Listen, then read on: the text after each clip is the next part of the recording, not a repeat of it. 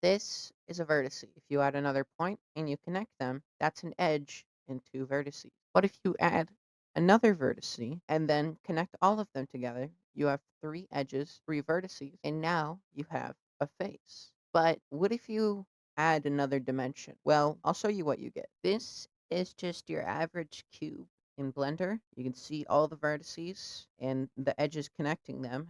This is the backbone of every 3D rendering software is just edges and faces. So every 3D animation or 3D game that you've played is basically just graphing, but it's an extra dimension. But this brings up a very good question. That cube has no texture at all. So how do you have textures on a model when it's just graphing? Well, let me show you. So as you can see here, I just have a random car model that I got off Sketchfab. What they use is this thing called UVs, which this looks very confusing, I know, but this is the texture that it uses. What happens here is these points that I just selected, this is them represented in a 2D space. If I click it, that's what it looks like. So it's saying these pixels need to be mapped onto that face like it's here.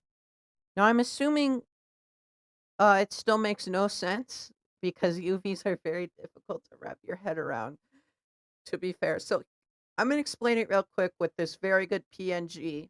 So this is a very famous quote from Once Upon a Witchlight. So I'm going to show basically what it does. So say this is the entire face of something. What it essentially does is distorts the image. So you have a face, it'll look something like that. So it just distorts the image. But that's basically what the UVs are doing. It's just different faces. And then the faces get distorted. So yeah, that's what's going on. But the faces aren't just taking in one texture for color.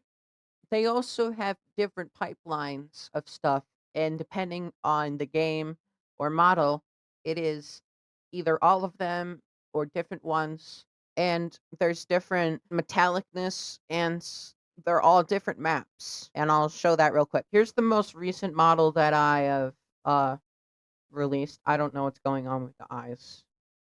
Must not be getting the right texture. It has normal maps. And if I make it so the normal map is showing, it looks a little weird. And it's basically information telling it how to like to interact. So even though this model is lower poly, it looks smooth, not only because if it would look like this if you didn't use shade smooth, which frankly I don't know how works. That paired with the normal map gives it more detail than it actually has.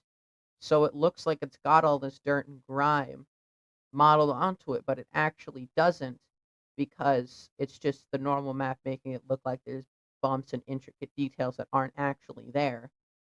And the metallic and roughness, I mean, they're pretty self-explanatory. It just says if it's white, it's completely rough, but if it's black, it's completely glossy. Same goes for metallic. If it's white, it's completely metallic, but if it's black, it's not metallic at all. And that's how the different maps work. Uh, I don't know how they get paired together. I mean, look at this image and tell me if you can figure it out. I don't know. That's too smart for me. But that's basically how it works. So that's the basics of how um 3D rendering works. So next time you are like playing a 3D game and you are thinking, wow, that's a lot of vertices that my computer has to run. And then you'll give your GPU a break and maybe let it cool off in some water. It works 100% of the time. And this isn't a joke at all.